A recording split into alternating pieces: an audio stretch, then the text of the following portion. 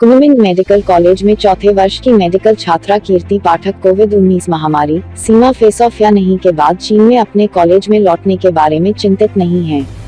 हर कोई हमेशा वहां बहुत दोस्ताना रहा है, शिक्षक बहुत मददगार हैं, उसने हरियाणा में अपने गृहनगर जींद से कहा, जहां वह जनवरी में एक सेमेस्टर ब्रेक के दौरान महामारी से फंसे होने से पहले आई थी। वह विदेशी चिकित्सा स्नातक परीक्षा FMGE के बारे में चिंतित है कि उसे एक बार स्नातक होने और चीन से लौटने की आवश्यकता होगी।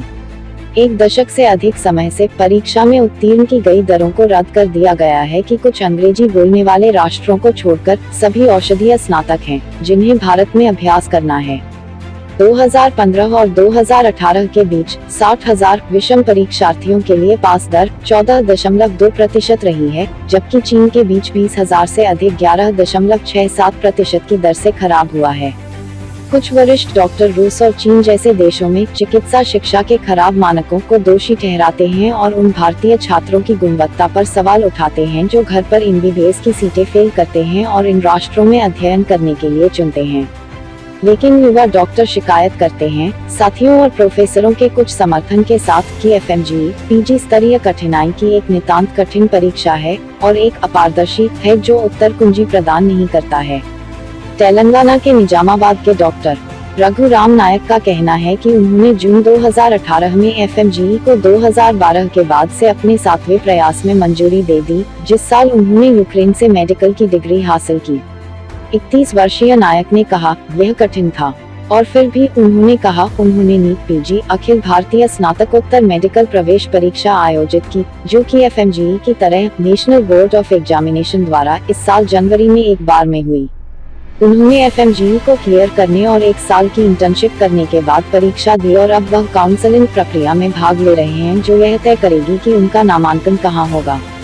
मुझे नीट PG की तुलना में FMGE एक बहुत कठिन परीक्षा मिली। उन्होंने जानबूझकर अधिक छात्रों को असफल करने के लिए कठिन बना दिया है, नायक ने कहा। डॉक्टर मुख्य रूप से अध्ययन करने के लिए रूस, चीन या यूक्रेन जैसे देशों की यात्रा करेंगे क्योंकि भारत के पास मांग को पूरा करने के लिए पर्याप्त MBBS सीटें नहीं हैं। देश में 519 मेडिकल कॉलेज हैं जो एक साल में 80,312 MBBS छात्रों को प्रवेश दे सकते हैं, junior health minister Ashwini Kumar Choubey ने 29 नवंबर 2019 को लोकसभा को बताया था। इनमें से लगभग आधी सीटें निजी मेडिकल कॉलेजों में हैं। मुंबई के एक युवा चिकित्सक डॉक्टर वैभव ने कहा कि भारतीय छात्र इन देशों में जाते हैं क्योंकि वे अपना 6 साल का कोर्स 30-40 लाख रुपए के बजट में पूरा कर सकते हैं, जबकि भारत के सस्ते निजी कॉलेज भी लगभग 2 गुना शुल्क लेते हैं।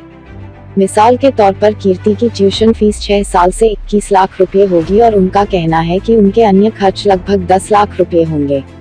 गुणवत्ता की चिंता। Doctor T.S. मैसूर के एक चिकित्सक सत्यनारायण राव ने कहा कि चीनी डिग्री वाले छात्रों के बीच दयनीय 11.67% उत्तीर्ण दर का अर्थ है, शिक्षा की गुणवत्ता चीन में बहुत खराब है। लोग धीरे धीरे इसे महसूस कर रहे हैं। मुझे यकीन है कि भारत से छात्रों का प्रवाह तेजी से नीचे आएगा। बनारस हिंदू विश्वविद्यालय में मनोचिकित्सा के प्रोफेसर डॉक्टर संजय गुप्ता औसत दर्जे के छात्रों पर एक असामान्य अतिरिक्त बोझ का आरोप लगाते हुए दिखाई दिए, जो कंधे के अनुकूल थे। उन्होंने कहा कि भारतीय छात्रों ने चीनी संस्थानों में दाखिला लिया क्योंकि वे भारत में अपनी पसंद के संस्थान में सीटें सुरक्षित नहीं कर पा रहे थे, और फिर उन्होंने एक अतिरिक्त परीक्षा FMGE को पास करने के अलावा सांस्कृतिक असंगति और एक विदेशी भूमि से जुड़े तनाव से निपटने के अतिरिक्त बोझ का सामना किया। अस्पष्टता शुल्क। All India foreign medical graduates association के अध्यक्ष डॉक्टर ए नजीरुल अमीन, जिन्होंने रूस में अपनी मेडिकल डिग्री हासिल की, ने आरोप लगाया कि FMGE भी एक परीक्षा है। प्रश्न स्नातकोत्तर स्तर के होते हैं और उत्तर कुंजी अन्य राष्ट्रीय स्तर के परीक्षणों के विपरीत सार्वजनिक नहीं की जाती हैं। 1990 के दशक में रूस से MBBS और PhD करने वाले अमीन ने कहा कि अधिक पारदर्शिता की जरूरत है। उन्होंने कहा कि FMGE को 2002 में पेश किया गया था। इससे पहले मेडिकल काउंसिल ऑफ इंडिया ने विदेशी में। Thank you for watching our video. Please subscribe our aspiring life channel.